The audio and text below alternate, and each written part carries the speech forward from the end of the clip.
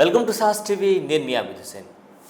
ఎక్కడ చూసినా కూడా జిల్లాలో కావలి ముస్నూరులో జరిగినటువంటి స్కామ్ గురించే మాట్లాడుకుంటున్నారు. కొంతమంది 200 కోట్లు అంటే మరికొంతమంది 300 కోట్లు, మరికొంతమంది ఏకంగా 500 కోట్లు కూడా చెప్తున్నారు. ఎందుకు ఇలా చెప్తున్నారు, ఏంటి అసలు ఈ స్కామ్ ఎలా జరిగింది అనేది సాస్ టీమ్ విశ్లేషణ ఈరోజు మీ ముందుకు తీసుకొస్తాను. ప్రధానంగా మనకు తెలిసినటువంటి మన రిపోర్టర్స్ ద్వారా కావచ్చు, అక్కడ ఉండేటువంటి ప్రజల ద్వారా కావచ్చు, కావలి ముసునూరు అలాగే కావలి పరిసర ప్రాంతాల్లో ఉండేటువంటి ఈ ఏదైతే కేసులో నష్టపోయారో అక్కడ జరిగినటువంటి విషయాన్ని మీ ముందుకు తీసుకొస్తున్నాను. అక్కడ మనకు అందినటువంటి సమాచారం ప్రకారం, మనకు వచ్చినటువంటి సమాచారం ప్రకారం ఏం జరిగింది ఏంటి అనేది సాస్ టీవీ టీం కొందరిని అడిగినప్పుడు వాళ్ళు చెప్పినటువంటి వివరాల ప్రకారం అసలు ఏం జరిగిందో మీ ముందుకు తీసుకొస్తున్నాను.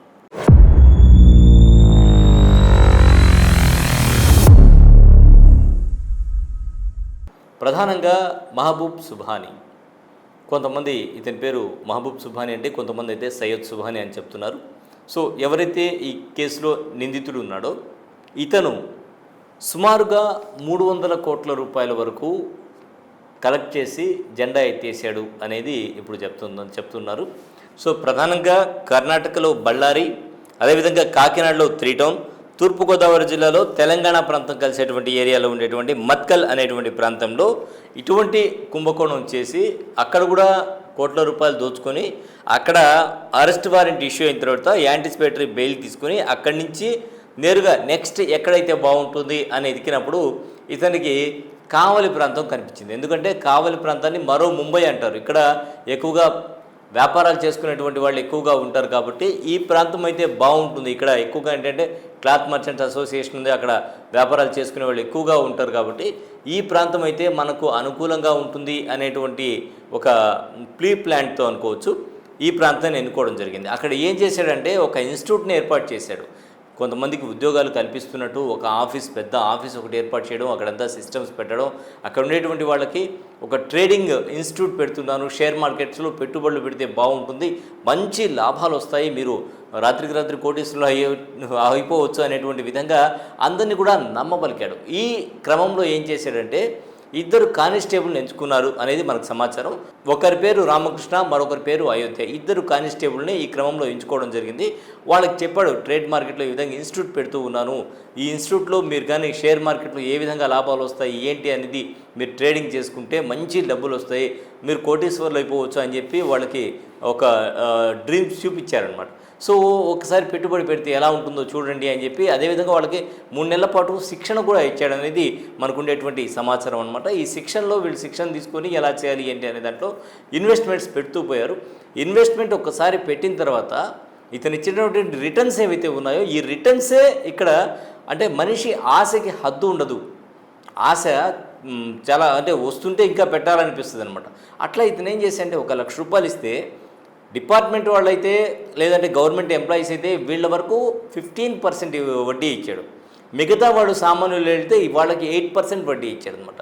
ఈ విధంగా ఎవరైతే ఎక్కువగా తీసుకొచ్చి పెడుతూ ఉన్నారో వాళ్ళకి 15% వడ్డీ ఇస్తూ ఈ వడ్డీని కూడా ఏం చేశాడంటే డివైడ్ చేశాడు. డివైడెడ్ బై 4, 1 లక్ష రూపాయలకి వడ్డీని డివైడెడ్ బై 4 చేసి ప్రతి వారం ఆటో డెబిట్ అయ్యే విధంగా అకౌంట్ నుంచి ఆటో డెబిట్ అయ్యే విధంగా పెట్టేయడంతో అందరికీ కూడా టకటకటగా అమౌంట్ పడిపోతూ ఉన్నాయి. వారం అవడం డబ్బులు పడిపోవడం, వారం అవడం డబ్బులు పడి ఎప్పుడైతే డబ్బులు పడిపోయాయో 1 లక్ష రూపాయలు పెట్టేవాడు ఏం చేస్తాడు, 2 లక్షలు పెడతాడు, 3 లక్షలు పెడతాడు.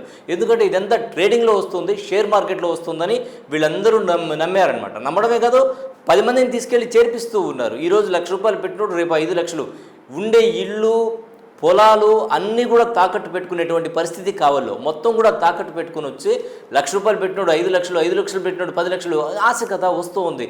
వారం వారం ఆటో డెబిట్ డైరెక్ట్గా అకౌంట్ వచ్చేస్తుంది. లేదు మాకు అకౌంట్ లేవు, ఇన్కమ్ ట్యాక్స్ ప్రాబ్లం ఉంది అన్నవాడికి క్యాష్ ఇచ్చేస్తున్నారు.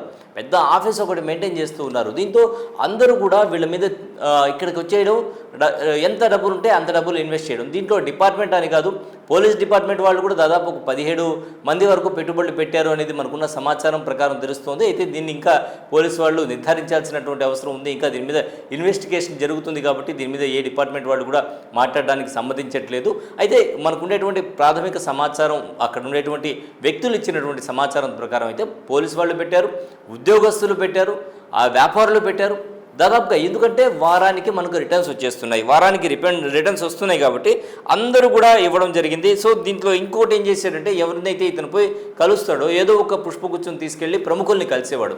ప్రముఖుల్ని కలిస్తే ప్రముఖులతో జనరల్గా ఏముంటుంది, మనం పుష్పగుచ్చం తీసుకెళ్ళి ఎవరైనా కలిసామనుకోండి, ఏదైనా మీటింగో ఇంకో దగ్గర, వాళ్ళు ఏం చేస్తారు, మనకు ఒక ఫోటో ఇస్తారు. ఆ ఫోటోని తీసుకెళ్ళి ఆఫీసులో తగిలిస్తాడు. అది ఎమ్మెల్యేలు కావచ్చు, కార్పొరేటర్లు కావచ్చు, అక్కడ ఉండేటువంటి డిపార్ట్మెంట్ పెద్దలు కావచ్చు, ఈ ఆఫీసులో పనిచేసేటువంటి సీనియర్స్ కావచ్చు, ఎవరైనా ఇన్వెస్ట్మెంట్ పెట్టడానికి వస్తే వీళ్ళందరికీ కూడా ఒక బొకే ఇవ్వడం, దాంతో ఆ ఫోటో పెట్టి ప్రముఖులతో ఫోటోలు దిగి ఫోటోలు పెట్టేశాడు. నమ్మించడానికి, ప్రజల్ని నమ్మించడానికి ఈ విధంగా చేయడం జరిగింది. ఏమవుతుంది, ప్రముఖుల దగ్గరికి వెళ్తారు, బొకే కదా తీసి పెట్టుకుంటారు, ఎంతోమంది వస్తుంటారు ప్రముఖుల్ని కలవడానికి, వాళ్ళకి వీళ్ళందరూ తెలియాల్సినటువంటి అవసరం లేదు, ఎందుకంటే ప్రముఖులు కాబట్టి. కానీ వీడేం చేశాడంటే, దాన్ని క్యాష్ చేసుకునేటువంటి క్రమంలో ఈ సుభాని దీన్ని ఏం చేశాడంటే ఆఫీసులో మొత్తం కూడా అంటించి పెట్టాడు. మేము చూడండి ఎంతమందిని కలుస్తున్నామో ఏంటో అని, వీళ్ళందరూ కలవరు కదా, వీళ్ళందరూ పెట్టుబడులు పెట్టారనే విధంగా నమ్మించడంతో మరింత మంది పెట్టుబడులు పెట్టడానికి వచ్చేది. ఇది రోజుకి ఇంతింతై వటుడింతై అనేటువంటి విధంగా, అంటే 1,00,000 రూపాయలకి మనకున్న ఇన్ఫర్మేషన్ ప్రకారం ఎంత డబ్బులు పెట్టాడంటే ఇతను, అంటే సుమారుగా 1 కోటి రూపాయలు తీసుకుంటే 20 లక్షల వరకు వడ్డీలకే పెట్టేవాడు అనమాట, వడ్డీలే పంపించేసేవాడు. అంటే నెల నెల ఏమవుతుంది, ఇతను రొటేషన్స్ వస్తూ ఉన్నాయి. 1 కోటి రూపాయల దగ్గర 2 కోట్లు, 2 కోట్లు, 3 కోట్లు ఇట్లా జనాలు పెట్టుబడులు పెడుతున్నారు, ఇతను ఇస్తూ ఉన్నాడు, దాంట్లోంచే కదా ఇస్తున్నాడు. సో ఇదే జరుగుతుందన్నమాట. దీంతో ఒక్కసారిగా అక్కడ ఆన్లైన్ ట్రేడింగ్ బాగా నమ్మడం జరిగింది, పెట్టుబడులు కూడా భారీగా పెట్టారు. సుమారుగా మనకున్న సమాచారం ప్రకారం 300 కోట్లు అయితే ఖచ్చితంగా పెట్టారని వస్తుంది, కొంతమంది 500 కోట్లు అంటున్నారు. ఎంత అనే దాని మీద అయితే పోలీసులు విచారిస్తూ ఉన్నారు. అయితే ఈ విషయం బయట ఎట్లా పడింది అనేటువంటి విషయంలో కూడా మనకున్న సమాచారం ప్రకారం ఏంటంటే, ఇలా చేస్తూ ఉంటే కొందరికి అనుమానం వచ్చింది, ఎలా ఇవ్వగలుగుతాడు ఇంత, ఎంత ట్రేడింగ్ చేసినా ఎంత చేసినా కూడా ఈరోజు మనం పెట్టుబడి పెట్టాము, వారం తర్వాత మళ్ళీ డైరెక్ట్ అకౌంట్ వచ్చేస్తున్నాయి, ఎందుకు 15% వరకు ఏ విధంగా ఇవ్వగలుగుతున్నాడు అనేటువంటి దాని మీద రావడంతో వీళ్ళు ఏం చేశారంటే, డిపార్ట్మెంట్లో కొంతమంది హయ్యర్ అఫీషియల్స్కి సమాచారం ఇచ్చారు, అయ్యా ఇలా జరుగుతోంది, దీని మీద మీరు ఒకసారి ఇన్వెస్టిగేషన్ చేయండి అని. సో వాళ్ళు ఎప్పుడైతే ఇన్వెస్టిగేషన్ చేసి ఫోకస్ వీళ్ళ మీద పెట్టారో అని తెలిసిందో, సదరు వ్యక్తి ఎస్కేప్, ఎక్కడున్నాడో తెలీదు, రాత్రికి రాత్రి పరారైపోయినట్టు మనకు ఉండేటువంటి సమాచారం. సో ఇతను పరారైపోయినాడా లేకపోతే పోలీసుల అదుపులో ఉన్నాడా అనేది అయితే తెలియదు, కానీ మొత్తానికి ఇతనైతే ఇప్పుడు అక్కడ ఆ ప్రాంతంలో అయితే లేనట్టు మనకైతే సమాచారం అవుతుంది, అక్కడైతే లేడు. సో మిగతా వాళ్ళు కూడా దీంతో, అంటే 1,000 రూపాయలు 2,000 రూపాయలు షూస్ వేసేవాడు 40,000 రూపాయలు షూలు కూడా వాడారట. అంత కాస్ట్లీ స్టేజ్కి వెళ్ళిపోయేటప్పటికి దీంతో ఏమైందంటే, రోజు రోజుకి పెద్ద పెద్ద టీవీలు వచ్చేస్తున్నాయి, పెద్ద పెద్ద ఫ్రిడ్జ్లు వచ్చేస్తున్నాయి, ఇళ్లలో మామూలు ఇల్లు కాదు, 1 కోటి రూపాయలు 2 కోట్ల రూపాయలు ఇల్లు కడుతూ ఉన్నారంటే, అబ్బా మనం కూడా పెడదాము, సామాన్య ఎంప్లాయీస్ ఈ విధంగా పెడుతున్నారంటే అని, అలా మోసం అనేది పీక్ స్టేజ్కి వెళ్ళిపోయింది. దీంతో ఇప్పుడు అధికారులు రంగంలోకి ఎప్పుడైతే దిగారో అన్నప్పుడు ఇతను ఎస్కేప్ అయిపోయినాడు అనేటువంటి సమాచారం. మరి ఎక్కడున్నాడు ఏంటి, మరి దీన్ని పట్టుకున్నారా లేదా, దీని మీద ఏంటి అనేది పూర్తి విచారణలో తేలాల్సి ఉంది. సో ఈ విధంగా ఈ స్కామ్ అనేది రోజు రోజుకి జరగడం, అదేవిధంగా దీని మీద ఇటు ఎమ్మెల్యే కావ్య కృష్ణారెడ్డి గారు కూడా సీరియస్ అయినట్టు మనకున్నటువంటి సమాచారం అనమాట. ఖచ్చితంగా ఇతను ఎక్కడున్నా కూడా చేసి ఇతని దగ్గర ఉండేటువంటి డబ్బులు నయా పైసా కక్కించాలి అని చెప్పేసి అన్నట్టు తెలుస్తోంది. అదేవిధంగా పోలీసులు ఇన్వెస్టిగేషన్ చేస్తూ ఇంటికి వెళ్తే అక్కడ జెరాక్స్ కాపీలు తప్ప మిగతా ఏమీ లేవు అనేటువంటి విషయం. ఎందుకంటే ఇక్కడ కొంతమంది డిపార్ట్మెంట్కి సంబంధించినటువంటి వ్యక్తులు కూడా ఇన్వాల్వ్ అయి ఉన్నారు అనేటువంటి సమాచారం ఉంది. కాబట్టి అక్కడెక్కడన్నా ఇతన్ని అరెస్ట్ చేయాలనేటువంటి లీక్ వచ్చినప్పుడు ముందుగానే తెలిసిపోయి వెళ్ళిపోయాడా ఏంటి, లేదంటే పోలీసులు ఏమైనా అదుపులో తీసుకొని విచారిస్తూ ఉన్నారా ఏంటి అనేది అయితే మనకు పూర్తి వివరాలు అయితే తెలియదు. సో ఖచ్చితంగా డిపార్ట్మెంట్ అయితే దీని మీద ఫోకస్ చేసింది, మొత్తం సీరియస్గా ఉన్నారు ఇతని మీద. ఖచ్చితంగా ఇతన్ని అరెస్ట్ చేసి తొందరలోనే ప్రజలకి డబ్బులు అయితే కక్కించేటువంటి అవకాశాలు అయితే కనిపిస్తున్నాయి. ఎట్టి పరిస్థితుల్లో ఇతన్ని వదిలేది లేదు అని ఐజీ స్థాయి నుంచి కూడా ఇతని మీద ఒత్తిడి వచ్చినట్టు మనకు తెలుస్తుంది. అలాగే సో దీని మీద తెలంగాణ నుంచి కూడా ఓ ప్రజాప్రతినిధి మాట్లాడడం జరిగింది. మత్కల్లో జరిగినటువంటి ఇన్సిడెంట్కి సంబంధించి ఈ విధంగా మాకు మోసం జరిగింది, నెల్లూరులో కావల్లో కూడా ఈ విధంగా జరిగిందని తెలుస్తోంది. సో కావ్య కృష్ణారెడ్డి గారు దీని మీద పూర్తిగా విచారణ చేయమని, సో కావ్య కృష్ణారెడ్డి కూడా దీని మీద స్ట్రిక్ట్గా ఉన్నారు. ఖచ్చితంగా దీన్ని ఎలాగైనా కూడా చేసి ప్రజలకు ఆ సొమ్ము ఇప్పించాలి అని ఇటు జిల్లా ఎస్పీ మరి కృష్ణకాంత్ గారు సీరియస్గా ఉన్నారు, అక్కడ కావలి డిఎస్పీ కూడా సీరియస్గా బృందాలుగా దీని మీద విచారిస్తూ ఉన్నారట. సో మొత్తానికి ఏ కలుగులో దాగున్నా కూడా పోలీసు వాళ్ళైతే ఊరికే వదిలేటువంటి పరిస్థితి ఉండదు. కాబట్టి చట్టం తన పని తాను చేసుకుపోతుంది. ఖచ్చితంగా ఈ కేసులో ప్రధానంగా ఈ లాభాలకు ఆశపడి ఎవరైతే మోసపోయారో, ఎందుకంటే ఇళ్ళు కుదవ పెట్టేశారు, పొలాలు కుదవబెట్టేశారు, తమకు ఉండేటువంటి ఆస్తిపాస్తులన్నీ కుదవబెట్టేశారు.